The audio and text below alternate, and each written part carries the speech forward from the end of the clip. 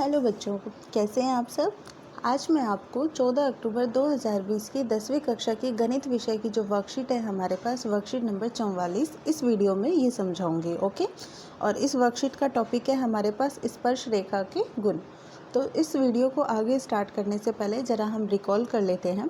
बच्चों, आपको ध्यान होगा क्या कि समकोण त्रिभुज ABC, अगर हमारे पास कोई त्रिभुज इस प्रकार से है जो समकोण त्रिभुज है, यानी कि उसमें एक कोण समकोण बना हुआ है और इसमें AC लंबवत है BC पर, AC ये भुजा लंबवत है इस वाली भुजा पर BC पर, यानी कि ये यहाँ पर 90 डिग्री का कोण बनाती है। तो पाइथागोरस प्रमेय के अनुसार आपको ध्यान होगा कि ये क्या होता है, हमारे पास कर्ण होता है, ये होता है हमारे पास लंब, और ये क्या हो जाता है हमारे पास आधार।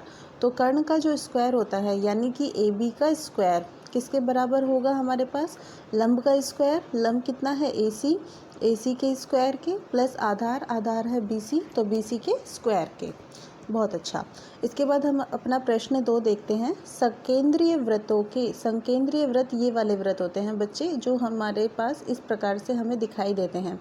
इनमें क्या होता है कि जो केंद्र होता है इनमें, यानी कि जो इनका बीच का बिंदु होता है वो कैसा होता है, बराबर होता है। तो आप यहाँ पर कहेंगे कि जो संकेंद्रीय वृत्त होते हैं उनके केंद्र आपस में कैसे होते हैं, बराबर होते हैं। ठीक है, तो ये हो गया आपका संकेंद्रीय वृत्त। तीसरा हमारे पास प्रश्न है यहाँ पर, चतुर्भुज के आंतरिक कोणों का योग। तो भाई चतुर्भुज यानी कि इस प्रकार की हमारे पास आकृति होती है जिसमें हमारे पास 4 कोण होते हैं, तो इनके कोणों का योग कितना होता है, 360 डिग्री। बहुत अच्छे। तो हमने यहाँ पर हमारा रिकॉल तो कर लिया है। रिकॉल करने के बाद हमारे पास यहाँ पर प्रमेय 1 है, इसे हम अच्छे से समझते हैं कि क्या हमारा कॉन्सेप्ट है। ठीक है, तो प्रमेय 1, इसका कथन है हमारे पास कि वृत्त के किसी भी बिंदु पर स्पर्श रेखा स्पर्श बिंदु से जाने वाली त्रिज्या पर लंब होती है। तो बच्चों ज़रा ध्यान से समझना, वृत्त के किसी बिंदु पर स्पर्श रेखा, ये आपने P बिंदु लिया है वृत्त पर, ठीक है, और इस P बिंदु पर आपने क्या कर दी है, ये स्पर्श रेखा XY खींच दी है।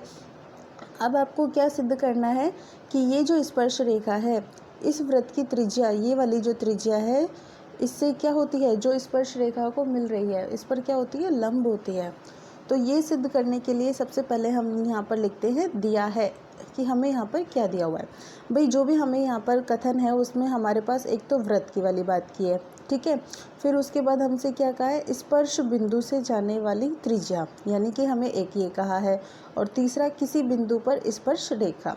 तो हम इन सभी पॉइंट्स को यहाँ पर लिख देते हैं कि केंद्र O वाला एक वृत्त है जिस पर P बिंदु है, और इस P बिंदु पर से क्या है, एक स्पर्श रेखा XY जो है वो खींची गई है। अब हमें क्या सिद्ध करना है कि ये क्या होती है, लंब होती है। इसका मतलब ये वाली त्रिज्या OP इस वाली स्पर्श रेखा XY पर लंब है, यानी कि OP XY पर लंब है। तो अब हम क्या करते हैं, यहाँ पर इसको सिद्ध करने के लिए हम इस स्पर्श रेखा पर, मतलब P की जगह, जहाँ पर P है वहाँ नहीं, किसी और भी जगह, किसी भी जगह हम इस स्पर्श रेखा पर कोई बिंदु ले लेते हैं। हमने मान लीजिए यहाँ पर ये Q बिंदु ले लिया है, ठीक है, और Q बिंदु लेने के बाद हम O से Q को मिलाते हैं। ये हमने O से Q को यहाँ पर मिला दिया है। अब यहाँ पर आपको ये ध्यान रखना है क्या कि ये जो Q बिंदु है इस वृत्त के अंदर है या बाहर है, भाई बाहर है। क्यों, क्योंकि अगर मान लीजिए ये वृत्त होता और इस वृत्त के अंदर Q बिंदु स्थित होता, तो उस Q बिंदु से अगर हम कोई रेखा खींचते तो वो कैसी होती, ऐसे जाती भाई। तो ये स्पर्श रेखा थोड़ी कहलाती, ये तो छेदक रेखा कहलाती। इसका मतलब ये हुआ कि ये Q बिंदु वृत्त के बाहर ही होना चाहिए, तभी हम स्पर्श रेखा खींच पाएंगे। ठीक है बच्चे, एक बात तो ये हो गई। अब चूंकि ये वृत्त के बाहर स्थित है और जो त्रिज्या है वो तो यहाँ तक होती है वृत्त तक, तो इसका मतलब ये हुआ कि ये जो भी हमारे वृत्त की त्रिज्या है OP, इस त्रिज्या से ये बिंदु, ये जो रेखा है OQ कैसे होनी चाहिए, बड़ी होनी चाहिए। इसका मतलब ये हुआ OQ वृत्त की त्रिज्या OP से क्या होगा, बड़ा होगा, यानी कि OQ is greater than OP। अब क्या यहाँ पर ये सभी बिंदुओं के लिए है। अब अगर मान लीजिए हमने यहाँ पर कोई बिंदु ये ले लिया है R, ठीक है। तो ये आर बिंदु भी कहाँ है, वृत्त के बाहर है। तो अगर हम इसको भी ओ से मिलाएंगे तो ये वाला बिंदु भी क्या होगा, ओपी से बड़ा होगा, है ना भाई, ये रेखा भी ओपी से बड़ी होगी। इसका मतलब ये हुआ कि ओपी हमारे पास सबसे छोटी दूरी है, और जो सबसे छोटी दूरी होती है वो हमेशा लंबवत होती है। तो हम यहाँ पर लास्ट में लिखेंगे कि भाई ऐसा पी के अलावा, मतलब सिर्फ पी पे नहीं हो सकता। क्यों, अगर पी पे हो जाएगा तो आप कौन सी भुजा खींचोगे, ओपी ही बनाओगे, तब तो ओपी और ओपी बराबर हो जाएंगे। तो ये कह रहा है कि ऐसा पी बिंदु के अलावा बाकी कोई भी बिंदु ले लो हम एक्स वाई रेखा पर, उन सब के लिए ये बात सिद्ध होती है कि ओ क्यू का मान ओ पी से बड़ा होता है। ठीक है, इसका मतलब ये हुआ ओ पी बिंदु ओ से एक्स वाई की निम्नतम दूरी है। निम्नतम यानी कि सबसे कम दूरी है, सबसे छोटी दूरी है। ओ पी सबसे छोटी दूरी है, ठीक है। और जब ओ पी सबसे छोटी दूरी है अर्थात ओ पी एक्स वाई पर लंब है। ठीक है, तो यहाँ पर हमारे ये जो प्रमेय है यहाँ पर सिद्ध हो जाती है। अब प्रमेय 1 के बाद हम प्रमेय 2 की बात करते हैं। 2, इसमें हमारे पास एक वृत्त है जिसके बाह्य बिंदु से खींची गई स्पर्श रेखाएं हैं, हम यहाँ पर देखेंगे, और इनकी लंबाइयाँ बराबर होती है, ये हमें सिद्ध करना है। तो बच्चे ज़रा ध्यान से देखिए, ये आपके पास वृत्त है, ठीक है, और वृत्त के बाहर ये वाला बिंदु आपका पी बिंदु है जिससे आप स्पर्श रेखा खींच रहे हैं पी ए, और यहाँ पर ये वाली आप खींच रहे हैं पी बी। आपको यहाँ पर सिद्ध क्या करना है कि ये जो भुजाएं हैं आपके पास स्पर्श रेखा, दोनों पी ए और पी बी आपस में कैसी होती है, बराबर होती है। तो इनको बराबर सिद्ध करने के लिए हम यहाँ पर सबसे पहले लिखते हैं दिया है। तो क्या क्या दिया हुआ है जी, ओ केंद्र है और केंद्र ओ वाला एक वृत्त है, इसके बाहर एक बिंदु P है, और इस P बिंदु से हमने वृत्त पर 2 स्पर्श रेखाएं खींची हैं। कौन कौन सी, एक तो खींची है जी PA और दूसरी हमने क्या खींची है PB। ये हमारा दिया गया कथन है, ठीक है। और दिए गए के बाद हमें सिद्ध क्या करना है कि ये जो दोनों स्पर्श रेखाएं हैं इनकी लंबाइयां हमें बराबर सिद्ध करनी है। तो अब हम क्या करते हैं, रचना करते हैं। रचना में हम ओ को पी से मिला देते हैं। ये जो हमें यहाँ पर डॉट डॉट लाइन दिखाई हुई है ना, डॉट डॉट वाली लाइन, इसके अनुसार हम यहाँ पर रचना कर रहे हैं। ओ को पी से मिला देंगे, ओ को ए से मिला देंगे और ओ को बी से मिला देंगे। तब हम यहाँ पर देख पा रहे हैं कि हमारे पास त्रिभुज बन जाते हैं छोटे छोटे 2। एक तो त्रिभुज बन गया ओ ए पी, और एक आपके पास ये जो नीचे वाला त्रिभुज बना है इसको आप क्या नेम दोगे, ओ बी पी। ये 2 त्रिभुज हमें मिल गए हैं यहाँ पर। अब ये दोनों त्रिभुज कैसे होते हैं, समकोण होते हैं। यहाँ पर जो कोण बन रहे हैं कैसे होंगे, देखो भाई, आपने क्या देखा था अभी अभी कि ये हमारे पास त्रिज्या होती है ना, यानी कि सबसे कम वाली दूरी, और ये त्रिज्या क्या करती है, इस स्पर्श रेखा पर लंब होती है। तो आप यहाँ पर इस स्पर्श रेखा पर लंब बना रहे हैं इस त्रिज्या के अनुसार, यानी कि ये 90 डिग्री का कोण है, और ऐसे ही ये वाला कोण भी 90 डिग्री का कोण है। तो आप देख रहे हैं कि आपके पास 2 त्रिभुज हैं, एक तो है समकोण त्रिभुज OAP और दूसरा है OBP। इन दोनों त्रिभुजों को हम यहाँ पर क्या करते हैं भाई, हमें ये सिद्ध करना है ना कि PA भुजा बराबर है PB के, यानी कि इन दोनों त्रिभुजों की भुजाएं बराबर सिद्ध करनी है। तो भुजाएं बराबर सिद्ध करने के लिए हम इन दोनों त्रिभुजों को सर्वांग सम सिद्ध कर देते हैं। तो इसके लिए आप देखो क्या क्या पॉइंट्स आपके पास है। सबसे पहला पॉइंट OA बराबर OB, भाई ये तो इस वृत्त की त्रिज्याएं हैं, और जो त्रिज्याएं होती है वो कैसी होती है, बराबर होती है। फिर उसके बाद हमारे पास यहाँ पर पॉइंट है OP। OP जो बिंदु है, OP जो रेखा है, ये दोनों त्रिभुजों में है। तो आप लिखेंगे OP बराबर OP उभयनिष्ठ रेखा है, ठीक है बच्चे। तो ये आपके पास 2 भुजाएं बराबर हो गई है। तो जब 2 भुजा आपके पास बराबर हो गई है, और एक आप यहाँ पर ले सकते हैं कोण ये वाला, कोण A वाला, ठीक है, कोण A 90 डिग्री का है, और एक आपका ये कोण है B 90 डिग्री का, ये भी आपका है। तो यहाँ पर आप तीसरा पॉइंट भी लिख सकते हैं यहाँ पर क्या, कि कोण OAP बराबर है कोण OBP के, और ये हमारे पास कौन सा कोण है, 90 डिग्री का कोण है, ठीक है बच्चे। तो इसका मतलब ये हुआ RHS सर्वांग समता के अनुसार ये दोनों त्रिभुज कैसे हो गए हैं, सर्वांग समसिद्ध हो गए हैं। और जब सर्वांग समसिद्ध हो जाते हैं तो सर्वांग सम त्रिभुजों की जो संगत भुजाएं होती है या फिर संगत कोण होते हैं, ये कैसे होते हैं, बराबर होते हैं। इसका मतलब ये हुआ कि PA का मान भी PB के मान के बराबर हो जाएगा, ठीक है। कॉन्सेप्ट क्लियर, बहुत अच्छे। अब इन प्रमेय के बाद ये जो 2 प्रमेय हैं हमारे पास, इनके बाद हमारे पास कुछ उदाहरण दिए हुए हैं, हम इन उदाहरणों को सिद्ध करते हैं। तो सबसे पहले हमारे पास उदाहरण है कि यदि TP देखो ये है आपके पास TP, केंद्र O वाले, ये केंद्र O है, ठीक है, किसी वृत्त पर दो स्पर्श रेखाएं हैं, दो स्पर्श रेखाएं बोला है तो यानी कि एक टीपी है और एक टीक्यू है। ठीक है बच्चे, ये वाला कोण आपको दिया हुआ है 110 डिग्री का, तो आपको ये वाला कोण PTQ जो है ये ज्ञात करना है। अब बच्चे अगर आप ध्यान से देख पा रहे हो तो ये आपके पास क्या बन रहा है, एक चतुर्भुज बन रहा है ना। और इस चतुर्भुज में OP भुजा जो है ये क्या है, त्रिज्या है, और PT क्या है, लंब है, स्पर्श रेखा है। तो OP भुजा PT भुजा पर लंब है भाई, है ना कॉन्सेप्ट कि OP भुजा PT पर क्या है, लंब है। और ऐसे ही OQ भुजा किस पर लंब है, QT पर लंब है। तो आप यहाँ पर लिख सकते हैं कि जो OQ भुजा है वो किस पर लंब है, QT पर लंब है। अगर ये लंब है तो इसका मतलब ये 90 डिग्री का कोण बन रहा है। कहाँ पे, एक तो P वाले बिंदु पर और एक Q वाले बिंदु पर, यानी कि P और Q इन दोनों का मान तो 90 डिग्री हो गया। तो अब हम क्या करते हैं, चतुर्भुज के चारों कोण यहाँ पर रख देते हैं और उनका योग 360 के बराबर रख देते हैं।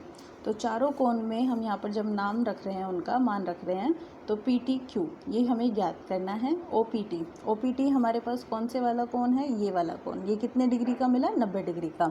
हमने इसकी जगह यहाँ पर रख दिया है 90 डिग्री। फिर उसके बाद POQ जो हमें दिया हुआ है ये कितना है हमारे पास, 110 डिग्री, यहाँ पे हमने रखा 110 डिग्री इसकी जगह।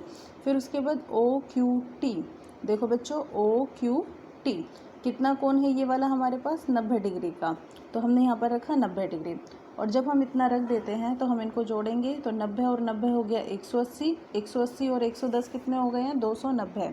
तो इसका मतलब ये हुआ कि कोण PTQ प्लस 290 ये किसके बराबर है हमारा, 360 डिग्री के। तो जब हम इसको यहाँ पर रखते हैं तो हमें कोण PTQ का मान मिल जाता है, कैसे, 360 में से जी 290 घटा दीजिए, यानी कि हमारे पास कितना आ गया, 70 डिग्री। तो इस प्रकार से आपका उदाहरण नंबर 1 भी क्लियर हो जाता है। अब उदाहरण 1 के बाद हम बात करते हैं उदाहरण 2 की। उदाहरण 2, इसमें हमारे पास चित्र है और इस चित्र में AB एक वृत्त की जीवा है। ये वाली आपकी जो भुजा है इस वृत्त की क्या है, जीवा है, ठीक है। और AOC उसका व्यास है, ये AOC इसका व्यास है। और कोण ACB ये वाला जो कोण है हमारे पास ये कितने डिग्री का है, 50 डिग्री का है। यदि AT इस वृत्त पर स्पर्श रेखा है A बिंदु पर, ठीक है, A बिंदु पर स्पर्श रेखा है, अगर स्पर्श रेखा है तो कितने डिग्री का कोण बना रही है ये, 90 डिग्री का, बहुत बढ़िया। तो हमें इस वाले कोण का, कोण BAT का मान हमें ज्ञात करना है। तो बच्चों एक बार ध्यान से देखो क्या कि अंदर आपके पास एक त्रिभुज बन रहा है और इस त्रिभुज के तीनों कोणों का योग यानी कि कोण A प्लस कोण B प्लस कोण C कितना होता है हमारे पास, 180 डिग्री होता है। तो हम इन सब का मान रख देते हैं एक एक करके। कोण A इसका मान तो हमें पता नहीं है, हमें ज्ञात करना है। फिर उसके बाद कोण B, अब कोण B अगर आप देख पा रहे हो तो बच्चे ये व्यास है ना, जो व्यास क्या कर रहा है, इस पर कोण बना रहा है। और जब भी व्यास बनाता है वृत्त पर कोण, यानी कि इस तरीके से वृत्त की वो बिंदु को टच करता है, तो ये वाला जो कोण होता है 90 डिग्री का होता है। तो आप यहाँ पर कोण B की जगह क्या रखेंगे, 90 डिग्री। फिर उसके बाद कोण C आपको 50 डिग्री दिया हुआ है, तो 90 और 50 आपके पास हो गया है 140। और कोण A का अगर मान आपको ज्ञात करना है तो 140 में को आप यहाँ पर 180 में से घटा दीजिए, तो आपके पास क्या मिल जाएगा, 40 डिग्री। अब बच्चे 40 डिग्री तो यहाँ पर ये वाला कोण आ चुका है। अब चूंकि मैंने अभी आपको क्या बताया कि ये वाली जो त्रिज्या है इस स्पर्श रेखा पर लंब है, इसका मतलब ये कंप्लीट ये पूरा वाला जो कोण है यहाँ पर 90 डिग्री का है। तो जो 90 डिग्री का कोण है, एक तो ये वाला कोण और एक ये वाला कोण, इन दोनों कोणों के योग के बराबर है। तो जब हमें इस कोण को ज्ञात करना है हम क्या करेंगे, 90 में से 40 को घटा देंगे और हमें कितना मिलेगा, 50 डिग्री। तो ये हमारा उत्तर हो जाता है, ठीक है। तो इस प्रकार हमारा उदाहरण 2 भी क्लियर हो जाता है। उदाहरण 2 के बाद अब हम बात करते हैं उदाहरण 3 की। उदाहरण 3 में हमें क्या कहा गया है कि एक वृत्त है, इसके चारों ओर एक चतुर्भुज खींचा गया है और आपको सिद्ध करना है कि भुजा AD ये वाली भुजा और BC ये वाली भुजा, इन दोनों का जो योग है वो बराबर है किसके, AB इस वाली भुजा के और CD इस वाली भुजा के, मतलब आमने सामने की भुजाओं का योग आपको बराबर सिद्ध करना है।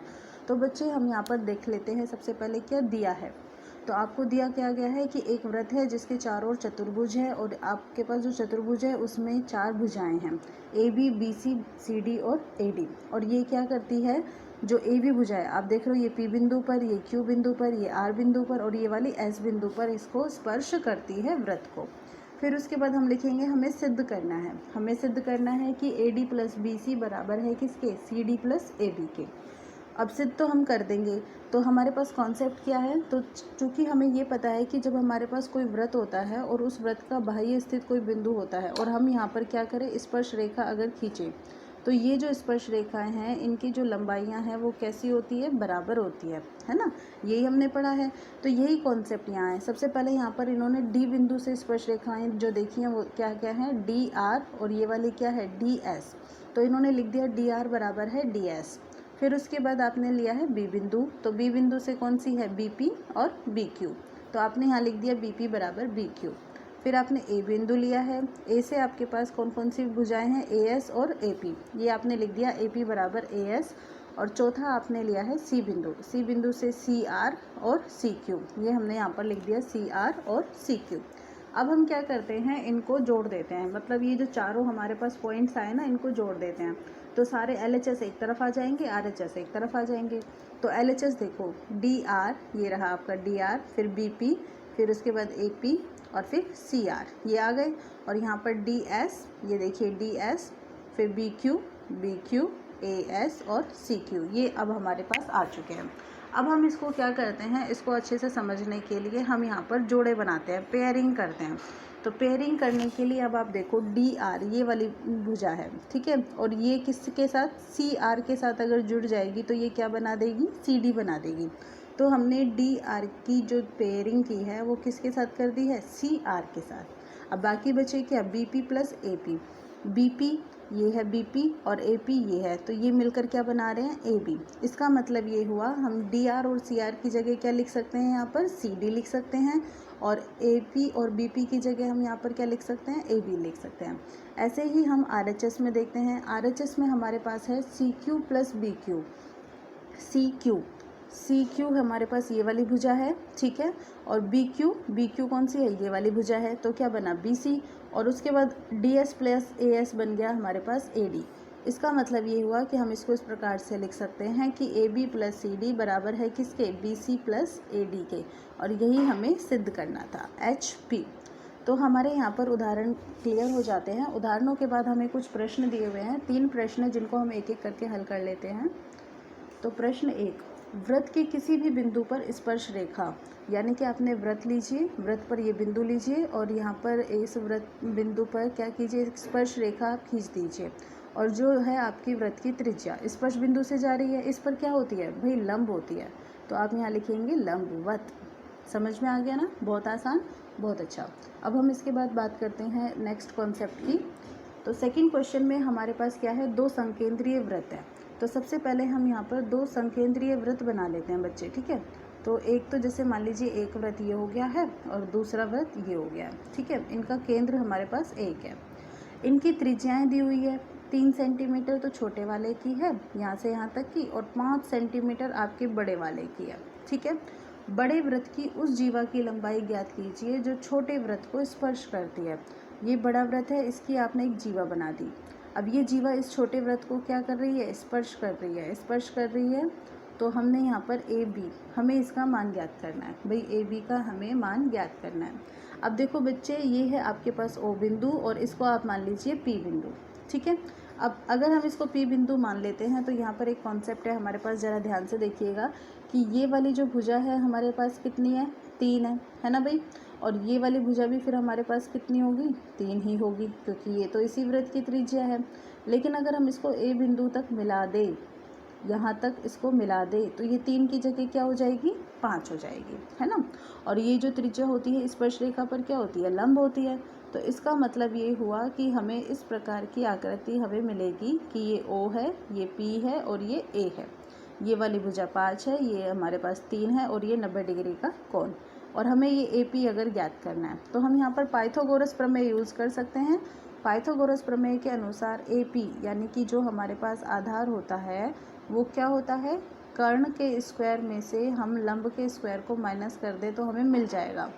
कर्ण है हमारे पास 5, तो हमने 5 के स्क्वायर में से लंब यानी कि 3 के स्क्वायर को माइनस कर दिया है।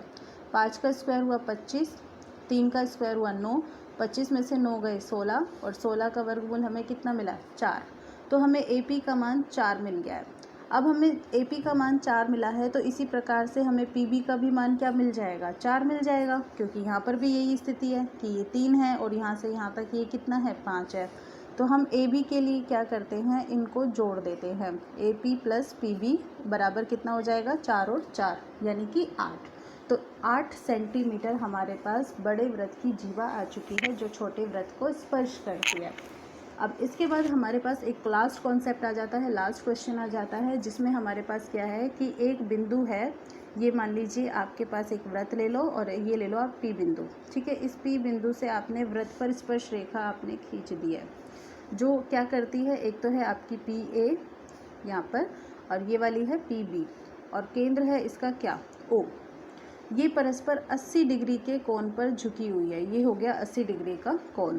तो आपसे कहा है कि कोण POA, ये वाला जो कोण है POA, ये वाला कोण, आपको ये ज्ञात करना है कि ये कितना है। तो बच्चे एक बार ध्यान से देखना क्या कि अभी अभी हमने एक कॉन्सेप्ट पढ़ा था कि जब इस प्रकार से अगर दो त्रिभुज बनते हैं तो वो कैसे होते हैं, सर्वांग सम होते हैं। सर्वांग सम अगर त्रिभुज होते हैं तो इनके सारे कोण, इनकी सारी भुजाएं आपस में कैसी होती है, वो भी बराबर होती है। इसका मतलब ये हुआ कि ये वाला जो कोण है ऊपर वाला, ये बराबर है नीचे वाले कोण के। अब चूंकि ये 80 डिग्री का तो टोटल ही है, तो इसका मतलब 40 डिग्री का ऊपर हो गया और 40 डिग्री का क्या हो गया, नीचे हो गया। अब आप यहाँ पर ऊपर वाला त्रिभुज ले लो, त्रिभुज OAP में। अब इस त्रिभुज में हमारे पास एक कोण तो है जी 40 डिग्री, कौन सा है ये, OPA, प्लस कोण OAP है और एक है हमारे पास कौन सा, POA। हम तीनों कोणों को जोड़ देते हैं तो ये त्रिभुज है, तो इनका योग हो जाएगा 180 डिग्री के बराबर। सबके मान रख दीजिए। OPA यानी कि ये वाला कोण जो भी अभी हमने देखा कितना है, 40 डिग्री, प्लस कोण OAP ये वाला, ये कितने डिग्री का होता है भाई, ये त्रिज्या है, स्पर्श रेखा पर है यानी कि लंब बन रहा है, यानी कि 90 डिग्री, प्लस कोण POA, ये हमें ज्ञात करना है, बराबर किसके, 180 डिग्री के। तो हम यहाँ पर कोण POA के लिए 180 डिग्री में से 40 और 90 को जोड़ देते हैं, यानी कि 130 हम यहाँ पर घटा देते हैं। तो 180 में से 30 गया तो कितना बचेगा, 50 डिग्री। तो 50 डिग्री हमारे पास उत्तर हो जाएगा, यानी कि A ऑप्शन हमारा सही है, ठीक है। तो यहाँ पर बच्चों मैंने आपको इस प्रकार आपकी जो पूरी वर्कशीट है ये आपको यहाँ पर अच्छे से समझा दी है, सॉल्व करा दी है। लास्ट में जाते जाते मैं आपको मैसेज देना चाहूँगी कि बच्चों जब भी बाहर जाएँ तो मास्क पहनकर ज़रूर जाएँ। Thank you for watching my channel.